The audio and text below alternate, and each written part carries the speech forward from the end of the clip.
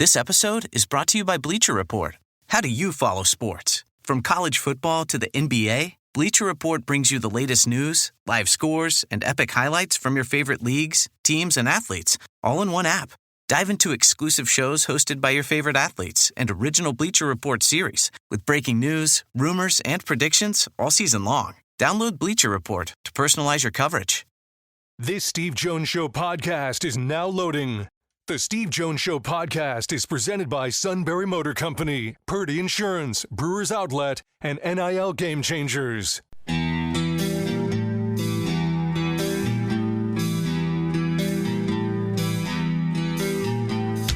Bringing you an in-depth look at Penn State sports and more. This is the Steve Jones Show on News Radio 1070 WKOK. The Steve Jones Show is presented by Purdy Insurance, Brewers Outlet, and Sunbury Motor Company. Now from the Sunbury Motor Studio, here's Steve Jones.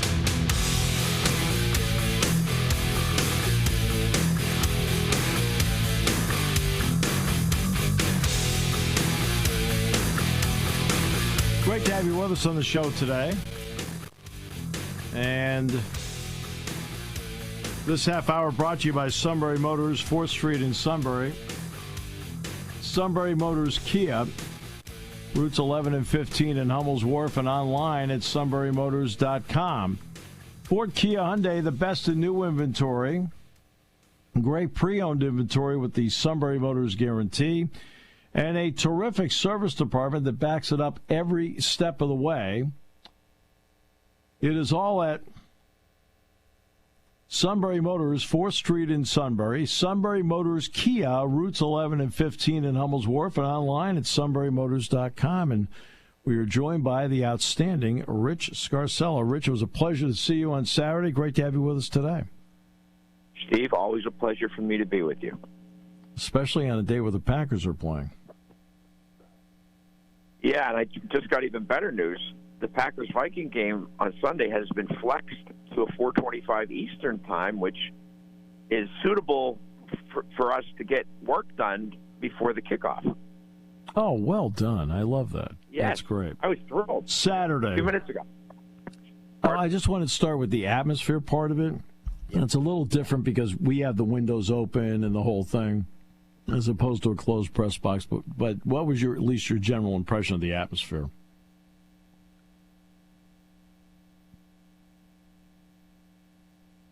Rich? I think we may have lost Rich. I believe you're right. I will get on that. Well, thank you very much, Todd. All right, so we'll get back to Rich Scarcella in just a few moments and talk with him about what he saw and everything that went with it on Saturday at Beaver Stadium. So, as Penn State beat SMU in the college football playoff opener 38-10. And just really, the defense set the tone to create a dominating performance by Penn State. And that's, really what it ended up being. As I said, when I saw like 3 or 4 of the SMU players come out without shirts on, I looked over at Jack. I said, false bravado. Because that's what it is to me all the time. It's false bravado every time I see something like that. Because... who are you trying to convince, me or you? I should be back, sir. I wear a coat. Rich, your thoughts on the atmosphere from your perspective on Saturday in Beaver Stadium? Electric. We had heard, looking at Ticketmaster in the week or so leading up to the game, there were a lot of tickets available, and with the weather, real field, 9 or 10 degrees at kickoff, didn't know really what to expect. I thought the turnout was magnificent. I thought the atmosphere was electric, and I think the crowd had a definite impact on SMU. Yeah, I do too. I also feel there's a fine line between reckless and aggressive, and in watching the videos leading in, I felt that SMU skirted it. Was that in evidence on Saturday? SMU skirted how they approached the crowd, or no, in terms of how they play the game. I mean, there's sorry. between reckless and aggressive. Yeah. Yes. Yeah, I thought it was aggressive right from the get-go, from the first series when they on the 4th and 1 where they ran the bootleg, and Jennings just didn't throw a good pass to the tight end. He threw it to the wrong side, even though he was open. So, yeah, I think they were aggressive for the most part. The one call that I still don't understand is kicking a field goal down 28-0 in the third quarter. That made no sense. That made no sense. All right. Yeah. And, I mean, I know, and this tells you everything about the conditions, though. Rodgers is 15 of 21 beyond 40 yards with 7 50-yard field goals this season. Mm-hmm. That was a 42-yarder. Rich, he was short. It wasn't even close. Yeah, it was. I'm even going back to the first one that down 28-0. Yeah, that made no sense. I don't make no. I mean, it makes no sense. And then you're right, Steve. On top of it are the weather conditions. What are you doing? And are you playing to win, or are you playing to have a respectable score at the end? I didn't get that at all. No, it made no sense to me. The Penn State defense, to get 3 picks, 2 pick sixes, especially in the first half, from start to finish, what did you think of their performance? I think it was outstanding. They were gap sound, meaning they played a very disciplined defense. They stayed in their lanes, and they dominated. I mean, that team was scoring 38 points a game and held them to 10, which is their season low. I wasn't surprised that Penn State's defense would have a big impact. SMU had only played one top 35 defense all year, and that was BYU, and BYU held them to 13 points. So that didn't surprise me, but they dominated. I thought all 3 linebackers played great. I thought the defensive line was wonderful, and the secondary wasn't tested much. The running game. Jack and I talk about this all the time on our broadcast, that regardless of location of game, regardless of weather conditions, defense and your running game travel. Singleton had 97 yards from scrimmage. Allen had 98 yards from scrimmage. What was your thoughts on their performance in conjunction with the offensive line? I was going to say, let me talk about the offensive line first. Not that I don't think highly of Nick or K-Tronk. I think they're both great backs.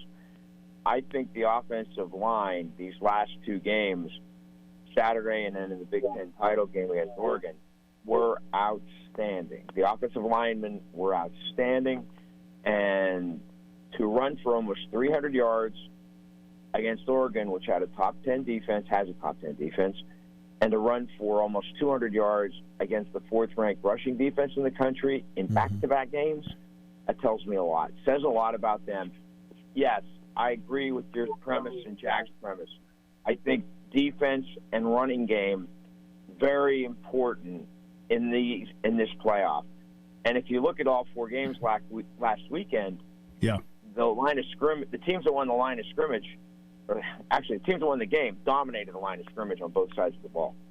Absolutely right. Absolutely right. Somebody had asked me if I would make any change in the format that they have. So the only change I would make is that, look, the NCAA tournament, for example, if you win the Big Ten championship game, it doesn't mean you're one of the top 4 seeds. You could end up on the 3 seed line, right, winning the Big Ten championship game. Because I think you have to use some basketball logic as to how it fits into football logic, right? I think you have to. I think they should seed them, Rich, 1 through 12, while giving the champions an automatic bid, but that doesn't mean you're one of the top 4 seeds. It means you could be seeded 7th. Yeah, I completely agree. That's the tweak that I would make, because I'll give you an example. Down here in Berks County in high schools, there are 8 teams that make the basketball playoffs and other sports. And they had a system in place when they went to 3 divisions that the top 3, the 3 division champions not only get automatic berths, they got the top 3 seeds. And what was happening, the 4-5 game were 2 of the better teams in the league, and they were beating each other up. I think absolutely they should be seeded 1 through 12. I don't want to. I want to keep the automatic berths like you. Yes. I want to keep it for the conference champions. The only question I have is, besides the Power Four, do you leave one Group of 5 team in? Like, how does that work? How will that work? But I think if it's 12, I think you can't have more than one Group of 5, whatever. One, whatever. Mountain West, any of the other conferences. So yeah, I think you get a better. Maybe you get better matchups in the first round. I don't know, but I think that's a much more fair way to do it. Yeah, and again, that doesn't mean I agree with Rich completely. Just because we're talking about, hey, you go 1 through 12, that Ohio State plays Tennessee in an 8-9 game. Everybody thought that game was going to go to the fourth quarter, and Ohio State, as Rich said, dominated the offensive line in what was supposed to be, quote, the most competitive game of the weekend. So, I mean, whatever system it is, you're still going to get games like that. But I'd rather see that system than, with all due respect, Arizona State. You're telling me Arizona State's the 4 seed? Really? Yeah, you can't. Like, if you are Oregon, yep, you're playing Ohio State. Texas is playing Arizona State. Right. That's an issue. Now, maybe, and again, having not sat in the meetings, the compromise they reached out to get it passed, I don't know. But I'm with you, 1 through 12. See them run 1 through 12, regardless if they're conference champions or not. What does it mean? The next game is going to be the next game. And it's a business trip. You're not doing steak fries, and you're not going to be going out and visiting all the sites and things like that. This is all business. They're not even getting there until Saturday night. So, Rich, what did it mean, big picture, that Penn State got in and won the first game? And then I'll go with a couple of the questions after. Steve, I think I wrote today in the print editions, I felt there was enormous pressure on Penn State and James Franklin to win that game. I thought the relief was visible. You could hear the emotion in his voice, and I don't think it was just over getting 100 wins, his 100th win at Penn State. Right. I think if Penn State had lost that game, I think the criticism of James, unfairly or fairly, would have grown exponentially. I do think, I was asked this earlier today, and I'm still not sure. Would you consider this a successful season right now, even if they lose to Boise State? And I said I would, but I know there are a lot of critics out there who wouldn't, because they're favored by double digits against Boise State. Mm-hmm. I don't think there's any question, if they beat Boise State and they're in the semifinal against Georgia or Notre Dame in the Orange Bowl, that's a successful season. I don't know how you can argue otherwise. So, but I think it was I think there were a lot of fans who wanted to see a home playoff game and wanted to see them win, and they got their wish Saturday, and I think that's important. Yeah, it's always something that I find interesting as you're watching a team go through and clearing hurdles, is that when people are not enamored with somebody, they keep moving the bar instead of maybe looking at the whole thing. And I'm kind of sick of people moving the bar. Just look at it realistically. I got 2 emails in the last hour here. James was on earlier on a Fiesta Bowl call, and I'm transcribing. Right. And both of them are critical of James. And I'm like, wait a minute. Winning 12 games is the same as it was in 1994, 86, and 73. Okay, it wasn't. But it's still a pretty darn big accomplishment to win 12 games in a season. I don't care how you cut it. Right. But there are people out there. I don't know what it'll take for the criticism to stop. And it's a small, right, vocal minority. No. It's not it's not the majority of the fan base. No, look, they have their agenda. I understand that part. Yeah. So, but you got to the playoff, which I think big. You had to get in the playoffs, and you won at home against the number 10 team in the country. Whether you like their ranking or not, they were the number 10 team in the country. And now you got a shot to play Boise in the Fiesta Bowl and a shot to get to the semifinals. And again, like I said, if you get to the semifinals in this format and you lose to Notre Dame or Georgia, whatever, I mean, how do you consider that a failure? I just don't understand it. Rich, there's a segment, and I'll label it 10%, 5 to 10%. Mm-hmm. You can tell me if I'm off base on the percentage. Yeah. That don't understand how difficult winning is. Also true. This is not an ESPN highlight show where it looks like it's easy to win. It's a real 3.5 hour game. Winning's hard, and that's what makes, like, you talk about 12 wins. Winning's hard. To do that 12 times, you've done a lot of difficult things to get to 12 wins, because this is not the same team that took the field against West Virginia in terms of personnel. No, absolutely not. And, you're right. You're 100% right. It's winning 12 games in this day and age. Wow. I mean, that's really impressive. And the other thing is, how good does that loss to Ohio State look today? Yeah. I mean, not a loss is good, but you know what I mean. Like, Penn State had an opportunity to win the game. They didn't, but they had an opportunity to win the game. Right. Okay, and I know the fans are tired of close calls against Ohio State. I get that, but it tells you Penn State's pretty good, really good. Yeah. So, oh well. I mean, again, you're at some point with that 5 to 10%. I'll use my mother's old expression. She used a different word, but it's like shoving garbage against the tide. I mean, it's like it doesn't matter. Yeah. She may have used a different word, a little more colorful. Yeah. I mean, I understand.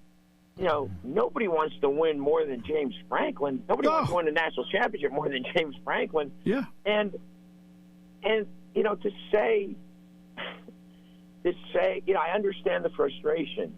And yes, he doesn't have a great record against top 5 and top 10 teams.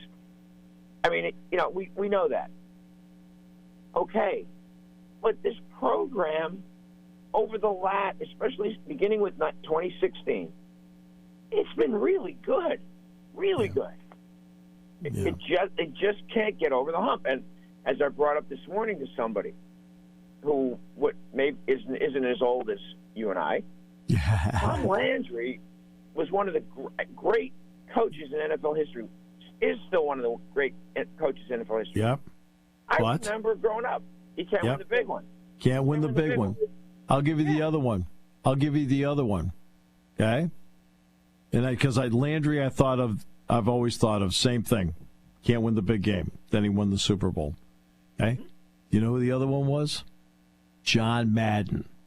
John Madden was told over and over again he could not win the big game. Now, I happen to sit right next to one of the problems he had, Jack Ham, because they couldn't get past the Steelers.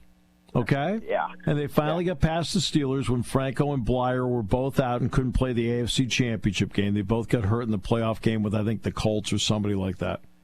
And they won, and they won the Super Bowl. At that point on, Madden was golden in his life after that moment when they beat the Vikings. But before that, John Madden was the guy that for 10 years could not win the big one. And see, it's things like that. It's those narratives that crop up. And if you have a semblance of history like Rich and I do, we know how narratives work out. Right. And Madden is considered one of the great NFL coaches of all time. Yep. And it's not the greatest, but he's one of the greatest. Yeah. Sure. I mean, and then you look at like a Dabo Swinney. Swinney heard that for a long time. Yeah. Oh, remember the old expression? They're Clemsoning. Yeah. Right? That was the old expression. They're Clemsoning. Then he won 2 national titles. Have you had any look at Ashton Jeanty this season at all? Yeah, bits and pieces, but I know this. I voted for him for the Heisman Trophy. He was my number one spot. And as James mentioned about an hour or so ago, his yards after contact are ridiculous. It's like 1,800 yards or something. It's 1,800. It's 1,800. Yeah, it's crazy. It's crazy. And his average per game was, I don't know how many more yards than the guy who's second. It's 60, 70 yards. I can't remember a lot. I didn't look at it recently. But he's going to be a handful. No doubt about it. Hey, guess what? They're there for a reason. Yeah. Okay? They won their way in. They deserve to be there. Rich, absolutely. To you and your family, and it's a great family, by the way. I've had the privilege of meeting many of them. Happy holidays, and really looking forward to seeing you out in Phoenix. Sounds good, Steve. Merry Christmas to you and yours, and to Todd, and thanks again for having me on. Appreciate it. Always a pleasure.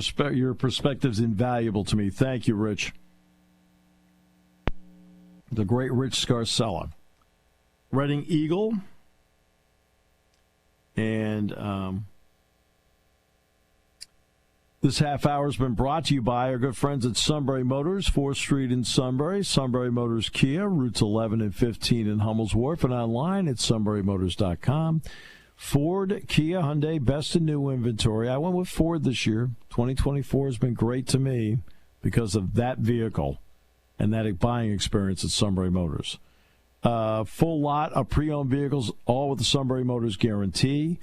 And whether it's quick lane, inspections, routine, difficult, their service department handles it all. At Sunbury Motors, 4th Street in Sunbury, Sunbury Motors Kia, routes 11 and 15 in Hummel's Wharf, on News Radio 1070 WKOK. When car repairs get difficult. Well, I just don't know. Me neither. We get good. Sunbury Motors. More than quality new and used cars, Sunbury Motors specializes in complicated auto repair diagnosis.